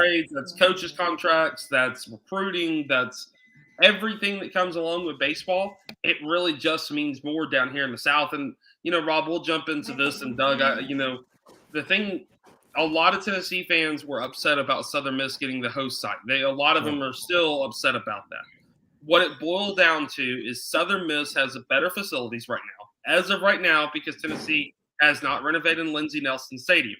Southern Miss has more hotels in the general vicinity of the stadium, not as the city, but within a mile or 2 of the stadium, they have more hotels. Plus, the facilities are just nicer. Tennessee has some of the least attractive. I'm trying to word this so I don't upset any Tennessee fans today. The least attractive facilities in the SEC belong to the University of Tennessee. And I've talked to Tony Vitello about it. Tony Vitello has come on my show multiple times talking about that. They are pouring $56 million into renovating Lindsey Nelson Stadium at the end of next season. So after next season, after the NCAA tournament next season, Tennessee is going to pour $56 million into Lindsey Nelson Stadium to renovate. It's going to be beautiful. Vanderbilt just announced a $62 million project where Vanderbilt is going to be renovating Hawkins Field at the University of Vanderbilt. There are now talks, even though they just built a brand new stadium, that Kentucky could be building a brand new all baseball purpose indoor facility to give Kentucky the advantage in the offseason. Mississippi State, they've got a baseball only 2 buildings, plus Duty Noble Stadium. Ole Miss, same thing. You go across the SEC, Rob, if you don't have an indoor facility for baseball, you're going to fall behind. Missouri and Georgia are one of those two places. But both of those places, I know Georgia for a fact is going to be renovating Foley Field in the next year or two. Doug, talked about these facilities. They're going to do that Board of Trustees meeting in Auburn Friday. Are you going to be at the meeting? We need your vote. But yeah, the arms. I don't remember, Mitch and Rob. I don't remember the arms race on facilities being this big dollar in the past. I'm sure I'm now obviously I'm most familiar with that very unique Plainsland Park renovation with the big green monster and all that is helpful. It needs a facelift, and they're putting more seating and fan amenities in for $30 million. But I'm interested on a different front, Mitch, the unpredictability, or is it actually more predictable? When you go out, I don't care who you are in the SEC, and Butch has to deal with this. He's got, I think it's a top 10 on paper signing class, but there are two guys, don't ask me to name both because I'll struggle, but that are high risk of getting enough of a draft in the MLB that he won't ever see them in Auburn, which happened with, Gunnar Henderson that Auburn had signed out of Selma, Alabama, and he was just too good to keep him. So when you're going to recruit, Mitch, do the better coaches, the most successful coaches recently roll the dice, and if they can get a commitment from a kid, even though he looks like he's going to go straight out of high school to MLB, do you take that guy, or do you need to be careful to get players that can really help you win but aren't quite there? You're at least going to get a year or two out of them on your baseball team in college. Your thoughts on that?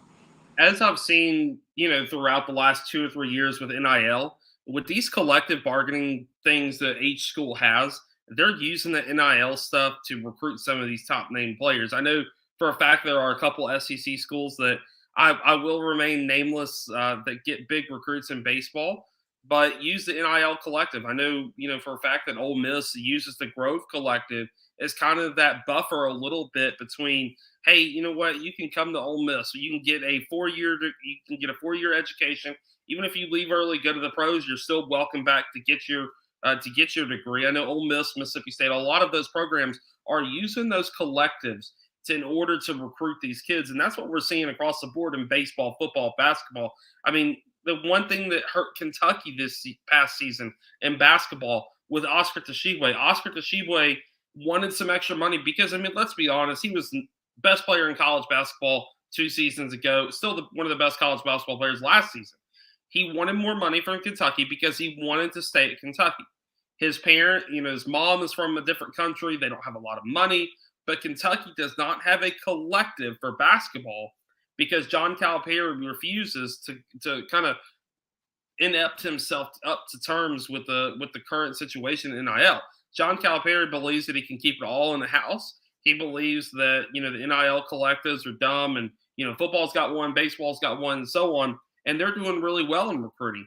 John Calipari refused to get one, and Kentucky is now looking at a roster that is 7 scholarship players as of right now in basketball, with the potential of having an 8th guy being another freshman, all because they don't have the NIL. I think NIL is Rob, you might disagree with NIL and the principles of it, but right now you have to adapt with the times in order not to be left behind. And that's what we're seeing a lot in baseball is these guys are, shelling out some money for some top name recruits just so they can get those guys to come on campus and have a shot at winning a College World Series.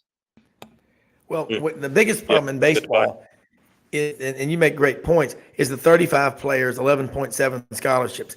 Do the math. Each player gets 1/3 of a scholarship. Can NIL get to the point at all these SEC schools? Vanderbilt, we don't know what they do because they're a private university. Vanderbilt University is private, the only one. Now, something's happening. You look at these facilities. Now, if you don't have an indoor baseball facility in the SEC, you're behind the times. Georgia and Missouri don't. Look at those two. Ironically, they both just fired their coaches. They got new coaches. They took the coach from Memphis, Missouri did. Georgia's taking the pitching coach from LSU, who'd been the Minnesota Twins pitching coach for 4 years. He's been at LSU this 1 year. Don't know how good that is. the pitching at LSU this year, it's not his fault, but look, you take Paul Scanes away, they struggle. But it's interesting. Doug, from a money standpoint, these NIL collectives, here's the thing. Last year in the SEC, $561 million was raised by the 14 member schools in what they call traditional fundraising. So do the math. That's about $40 million per school. 14 times 40 million, that's 560, so extra million. But now you throw in these NIL collectives. So, and John Hartwell said it on the show last Thursday, gentlemen, and I love what he said. He goes, traditionally, if the Dean Foundation or the Mitch Davis Foundation wants to build a building in Starkville or Lexington, KY, or Auburn, Alabama, that brick and mortar structure, the $50 million athletic performance center, is there for eternity. If they put $1 million into Scrap Iron Yates or Artemis Powell, a great defensive lineman from Slapout, Alabama, and his pillow's too hard, his mattress is too hard, it's not soft enough, he doesn't like the food, he leaves, he takes that $1 million with him, and ain't a damn thing you can do about it. That's where we have a problem. And again, there are only so many people out there. Now, the government, it doesn't count. They can literally print money. It's called fiat money, based on nothing since Nixon took us off the gold standard in 1973. It's a diametrically opposing argument. We can make it all day. Traditional fundraising, NIL. Doug, what say you, to quote Bill Riley? Well, and I'm with Mitch. I mean, as Mitch, I'm not going to drag Mitch. He's a young fella. Yeah. But I'm not going to drag him down with an old like me who's sure to become a grandpa for the first time this very week, Mitch, with my daughter out. Let's go. Congratulations. And sister, I wasn't in a hurry, just vain enough. I wasn't in a hurry to be called Gramps, but I'm warming up. And then a month later, her twin sister, Laura, will also have a baby. So it's the summer of boys, I have a feeling. But I stick with baseball and the impact of NIL and focus particularly the state of Alabama.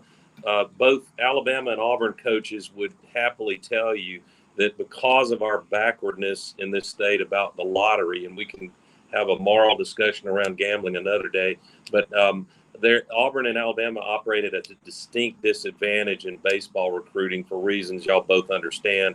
And so my assumption is when you enter NIL as an X factor, when we're going up against Vanderbilt, that's in a state where they get all kinds of help from funding and on the lottery side, and the same is true at LSU in most states, they're not going to stop there. They're also going to use NIL to go get difference makers. So it's kind of a zero-sum game if you're Auburn, unless we have a following of people, well-heeled people with money that just really love Butch Thompson and love Auburn baseball. And there's some of those.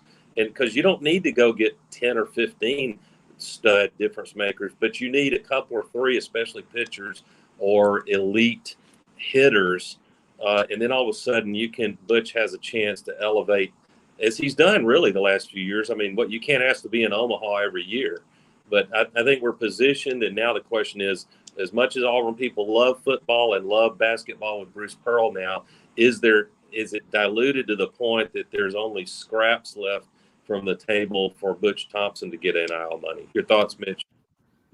That's a really good question. And that's something that each school is going to have to face. Each school is going to have to kind of approach that, because some schools, let's be honest, they value, let's say, women's basketball more than they do baseball or whatever. I know Tennessee is one of those schools. You go to a UT women's basketball game, they've got 20,000 people there. It's incredible. It's a great environment. They go to baseball, and the baseball stadium does seat 4,500. They've got maybe 3,000 on a good weekend. Kentucky's the same way. Kentucky does not value baseball, unfortunately, because Rob will tell you this. I'm a Kentucky fan, I'm married in the Mississippi State, but if I had to pick the two sports that I had to follow more closely, it'd be Kentucky football and Kentucky baseball. I love those two sports. I love those two programs because they have had the 8-ball against them the entire time. And look what they've done over the last 5 years, over the last 6 years under, Nick Mingione in baseball. We've been to 2 super regionals, the only 2 super regionals in program history. Kentucky football has been to Citrus Bowls. They've been to great bowl games. They've got a lot of great wins and beaten Florida, which I love to bring up on this show. They've beaten Florida 3 straight years, which is a great feat for Kentucky football.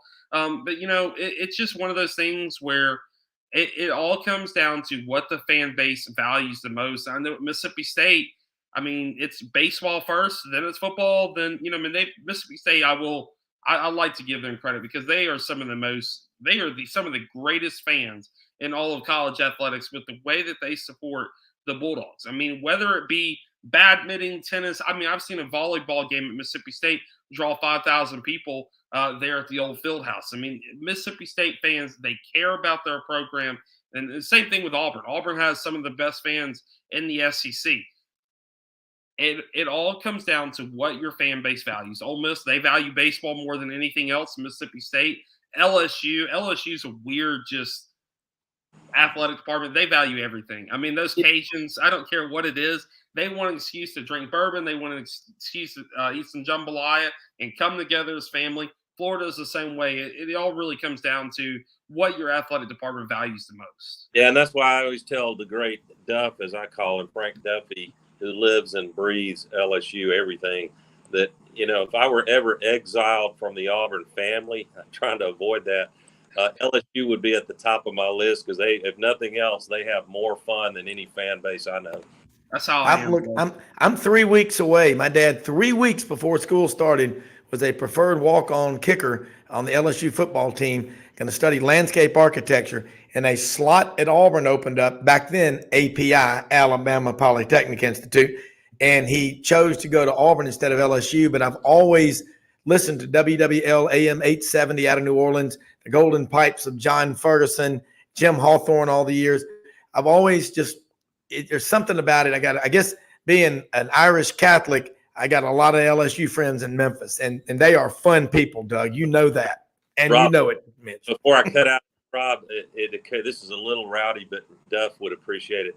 And there's something about people down in the bayou, especially Baton Rouge area, and certainly they have physiologically somehow they have figured out how to get as close to cirrhosis of the liver, if you know what I mean, without actually getting there. They've counted that mother, and I'm scared to live that rowdy like the Cajuns do. Well, but y'all, you're right though. Both of y'all, they embrace everything, and it's a really good school. I mean, the Pennington School of Chemical Engineering, Petroleum Engineering, they've got so much going for them. And so, look, Doug, I know you got a bolt. You got to get to a meeting, and we're getting to the point now. We're going to start doing this. Maury's going to come on and talk about a little bit of this fundraising part of it. So, you get down to it. Maury, you wanted to add something real quick there from Birmingham, Steel City. If you like clean drinking water, thank this guy, Mitch Davis. But great stuff as always with Doug. But Maury, let's get your thoughts on this before Jordan Hill's going to join us in just a minute. 24/7 Sports over in the Classic City, right next to the poultry capital of the world, Commerce, Georgia. Rob, you asked a question last week about what do these universities do with all these billion-dollar endowments? Yes.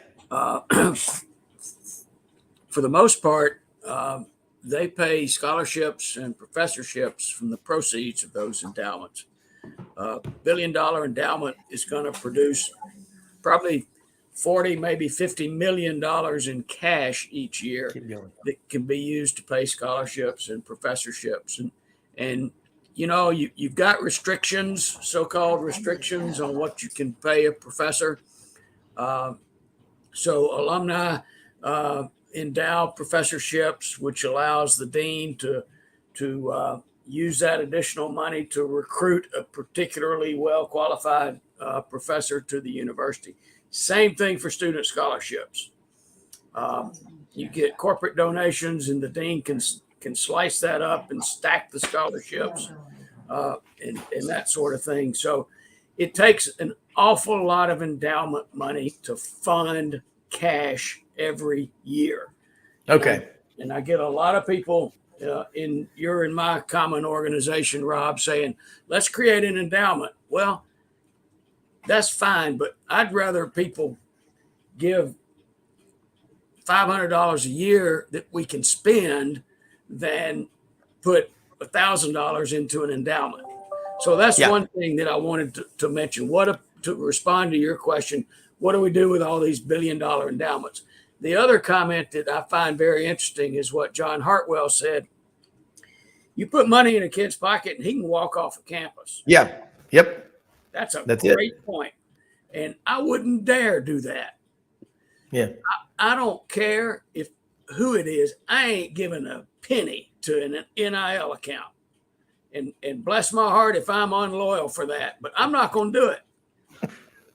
Maury, now, I totally agree with you. And Mitch, I've got kids your age, and so does Maury. Keep going, Maury. Well, and people say, well, you're giving scholarship money to academic students.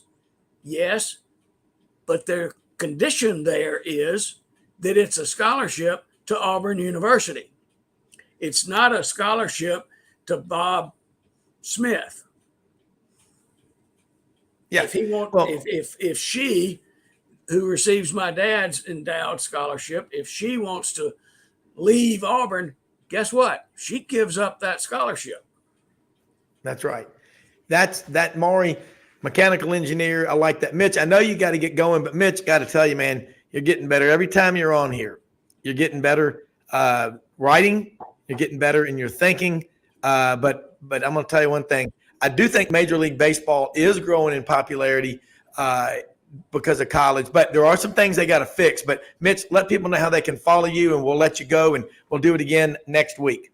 And congratulations on your marriage, Mitch. I appreciate it, Marty. It's good to see you. I got to catch up with you soon.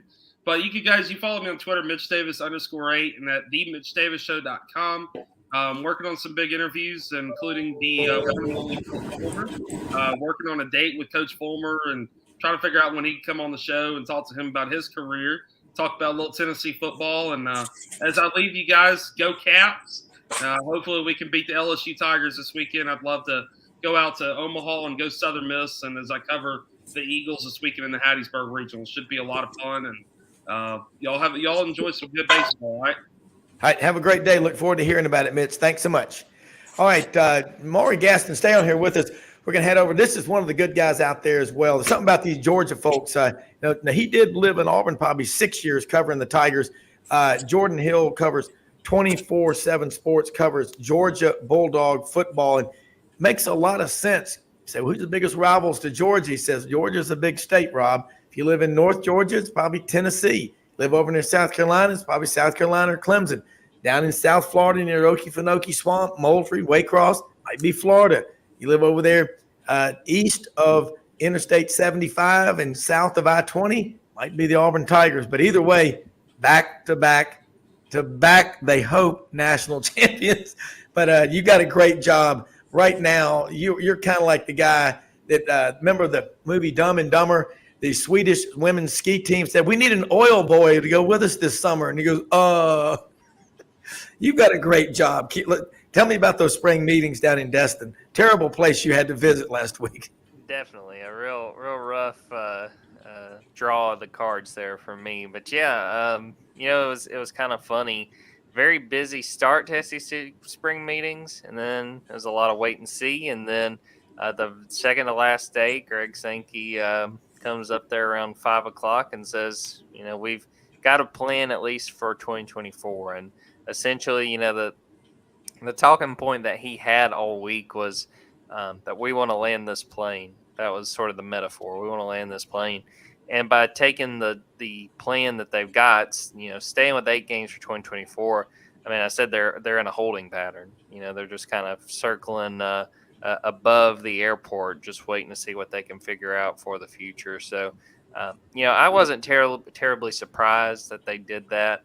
A lot of different factors, maybe trying to get more money from ESPN, knowing that Texas and Oklahoma are coming into the conference, the uncertainty with what strength of schedule and if it really is necessary in terms of the 12-team playoff, that factor, and a lot of these teams having non-conference games scheduled for, really the next decade.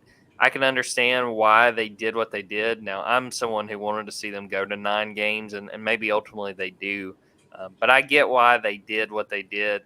They've been critiqued roundly for it. I do understand that, but I definitely see why the conference decided for 2024 to stick with 8 games. Well, I'll say this from a selfish standpoint. Maury remembers when he was 16 years old, his dad let him drive by himself to meet people up in Athens for the Auburn Georgia game. So he's been doing it a long time. But interestingly, if you took away Georgia as an annual opponent, I'm just going to guess economically how many business relationships are tied in between those two schools. I have been to countless games in Athens and Auburn, between Auburn and Georgia, and got a lot of friends on both sides. Paul Wickenheiser is listening right now out in Reno, Nevada. He is a dog junkie. I've got, what do you got, Lauren, on the shelf behind me on our temporary set here? Don't want to lose that. Don't want to lose Alabama. Don't want to lose LSU, but also want to get to play Tennessee and Florida every year. Maury, easy to want that. I mean, like, how much more punishment can you take? But then again, that's what we love about this game. That's what makes you better. Yeah, and my thing, and I've talked about this on a lot of radio hits, rivalries like the Deep South's oldest rivalry are what make college football great. You go to work and the guy you work with is a big Auburn fan. So, if they beat you one year, you may want to call in sick on Monday, maybe not have to hear from him. Or, your next door neighbor's a big Auburn fan and you're a Georgia fan, or your in-laws are big, went to Auburn, and that to me is what makes this game so much fun. It's sort of what goes the back and forths, and we're already losing some of the regionality of it with having expanding west, and then even more drastically USC and UCLA going to the Big Ten. Yeah. So I think if you preserve as much of this as you can, I get some things along the way you're going to lose. But something like Auburn, Georgia, there's no way you can sit down and make a case and really, if you're a true college football fan, to hear that argument and say, you know what, yeah, you're right. No, you got to keep rivalries like this. And I think they kept that in mind, because the biggest thing to me, coming out of that news, the model they had proposed, if they stuck with 8 games, was a 1-7 model. And, one permanent rival and everyone else, rotates. And Greg said, no, that's not what we're doing. And he said, it's an 8-game schedule, and basically they're keeping in the rivalries in mind, which I think makes a lot of sense. There's too many rivalries, considering too Tennessee, Alabama, because obviously the Iron Bowl would be Alabama's biggest rivalry. I think that, to keep those rivalries in mind and not saying, we're sticking with a certain kind of model other than we're playing 8 games and we're keeping the rivalries intact, I think that's the best way to go about it. Yeah. Well, I got a question for both of y'all. Yeah, go ahead. I wanted you to say something. Go ahead. Yeah, because and I certainly don't. So the conference drafts up a schedule. Do any of the teams have a veto and say, no, I'm not going to play that game, or no, bring me something back different?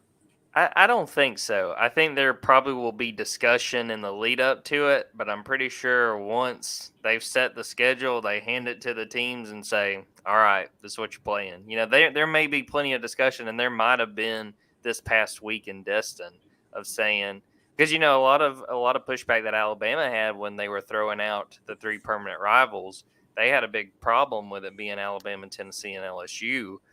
Yeah, exactly. What do you say, Rob? Yeah. Right. Mr. Krabs.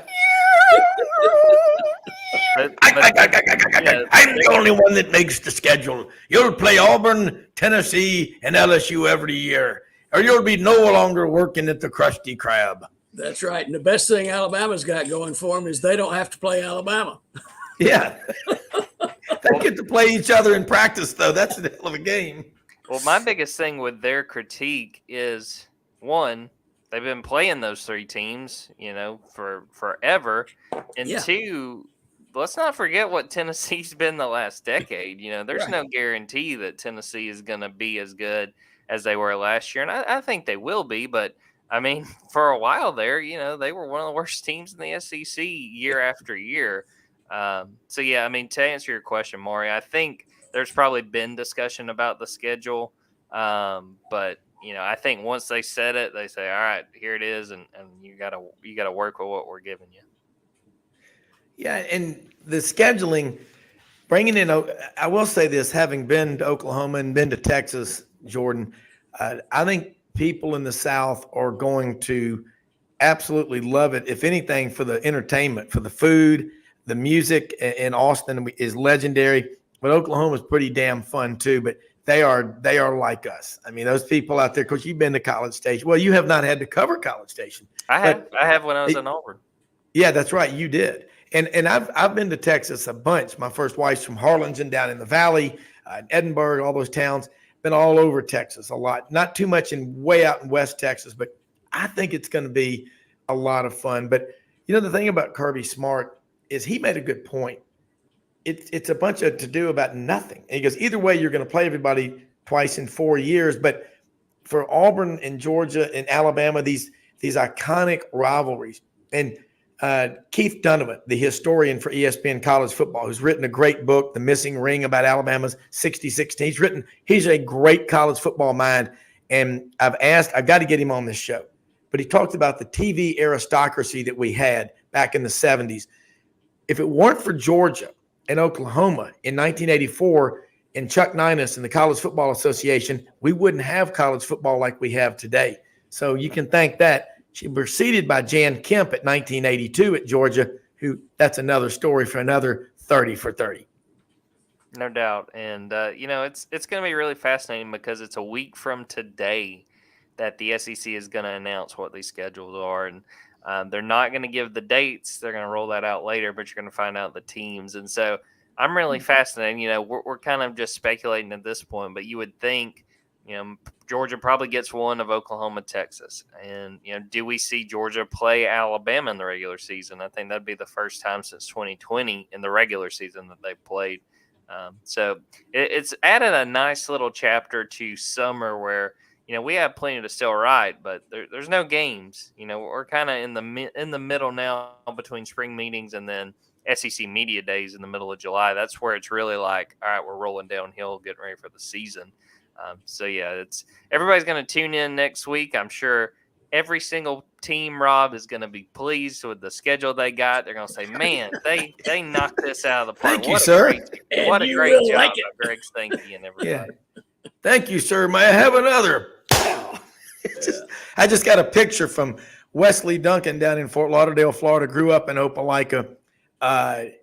At 14, he was on the football field dancing with the cheerleaders. But it's a picture of Wesley and me in 1993, Auburn's undefeated season, the best team on radio, hedges in hand up in Athens. And that's just – I have been to Athens many times. And last time I was there was October of 2021 for the Kentucky-Georgia game. And just going there and being out there on the end. I remember the old railroad trestles, but watching Lauren Smith and DJ Shockley and all the Georgia pregame show, it's like 2 days long. It's unbelievable. But went in the bookstore. By the way, Maury, I think a mechanical engineer designed that bookstore. Jordan, would you agree? You can have 5,000 people in there and you're out of there. They process you quicker than cattle at the slaughterhouse. I mean, it's just bam. I mean, it's impressive, Jordan. I mean, very, very impressive. Jordan, I got my stuff for SEC Media Days. I'm looking forward to getting back up to Nashville coming up July 17th, 18th, 19th, and 20th. It's going to be fun. What do you think some of the storylines are going to be heading into that? Because the football magazines are coming out now, and we're adjusting to the portal and all like that. But there's always stuff that we're not thinking about that a mind like yours or Maury's can come up with. I think one of the things that'll be talked about is, some of the coaches like Saban, and I'm not sure who else is going, but are headed to D.C. It's either this week or next week to talk NIL. So if there's any movement there, that'll be talked about. Won't that be a great photo op with Saban and Tuberville? Right. Yeah, we'll see if they wind up pulling that one off. But knowing Texas and Oklahoma are joining next year, I'm sure that'll be talked about some. Yeah. Trying to think of what else. I mean, the schedules and how it all broke will probably be talked about. But two, I think there will be some transfer portal talk. Alabama obviously went and got the Notre Dame quarterback. some of the other movement that has happened. Georgia wound up getting 3 guys and 3 guys within the SEC. So I'm sure Kirby will be asked about that too. But yeah, I mean, I think the biggest thing that probably helped with media days is at least there was a solution, even if it was short term with the schedule, because there was a growing belief that they may not vote at all. And if that had happened, a big part of what would have been talked about, especially when Greg Sankey took the podium for that first day, would have been about the schedule. And I'm sure he'll still be asked about it. But knowing at least there is a short term solution, that sort of solves that. So I'm sure there'll be plenty to talk about. Georgia will be talked about a lot as the back to back champions trying to make it 3 in a row. But that's probably the main things that'll be talked about when we get up there to Nashville. Yeah. One storyline, guys, I think there's going to be, has there ever been a 1,000-yard tight end in Southeastern Conference history? Brock Bowers, 2 years at Georgia, 1,824 yards receiving, 20 touchdowns, 9 rushes, 111 yards, 3 touchdowns. Not bad for a guy from Napa, California, Maury. That's right. I mean, I've never heard of a 1,000-yard tight end. I've never Not heard in the of a SEC. football player from Napa. Yeah. I mean, and he doesn't whine. Oh, that was a bad joke. But Jordan, I like these storylines. I think the other storyline, did anyone bring it up, was the storming of the fields. And we talked about when Vanderbilt beat Florida. Bo Carter, one of our regulars on Friday, a long time in the media at Mississippi State, Southwest Conference, the Big 12, and all, said they were so polite. The ushers were ushering the fans one by one from the stands down to the field, like, Hamilton, your ascot looks good. Let's go over here and celebrate. The Doors won. And I couldn't believe Mitch in the previous segment, the University of Vanderbilt. That's right up there with the University of Auburn. It's Vanderbilt University, Muffy. Don't ever forget that. But right. What about the storming of the field or the storming of the hedges? Right. Yeah. I'll be curious if that gets talked about at all. That was something that came out of SEC spring meetings. They basically upped the fines. And if I understand it correctly, now basically you pay the school rather than it going to like a scholarship fund for the SEC. So, maybe that will kind of add a little bang to the buck of saying, hey, we don't want to storm the field. And, I would imagine if Georgia loses on the road, the next time that happens, the field is probably going to get stormed because of what Georgia's been able to do. But weren't they proposing the forfeiture of a home game? Yeah, and they never really. I don't think that got a lot of backing. I think a lot of coaches understood, and a lot of coaches wouldn't have gone with that. But yeah, it was talked about, and I think that they were like, it's just not feasible to do that. But yeah, they wind up. I'm trying to remember, they upped the fine for the first time you stormed the field, and it was like basically double what it had been. And but before it would go to like a scholarship fund, that money, and now I believe it goes to the the team that essentially you stormed against. So I get it, because there's only so much you can do, and I still think kids are gonna storm the field. Yeah, what's wrong with storming the field? If you're worried about getting hurt, don't storm the field. Well, the biggest thing, too, what I think they need to do, and I think it's going to be probably a security measure, is try to make sure that the opposing team gets off first. And someone brought this up. I think it might have been Nathan King from Auburn Undercover, one of my buddies that covers Auburn there. He said what he really liked was the idea of, okay, say you win, you want to storm the field. They put a clock up on the scoreboard, and it's like a 7-minute countdown. And then it's like, all right, that lets everybody get off the field, and then you can go. And I don't know how feasible that is, but I think that's a really good idea. And it would definitely, the biggest thing, you want the fans to be safe, but you want the players to be safe. And you don't want anything crazy happening, coaches, players, anything like that. That seems like it would be something that would work. And I do think that there would be an understanding of, look, okay, we got a countdown, and it's just like waiting for the game to end. You add a few more minutes, make sure everybody gets off safely.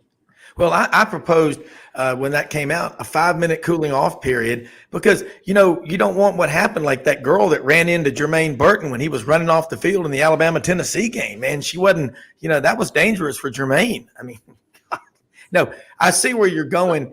I was on the field. I've been on the field before in a storming, and it's surreal when it's happening.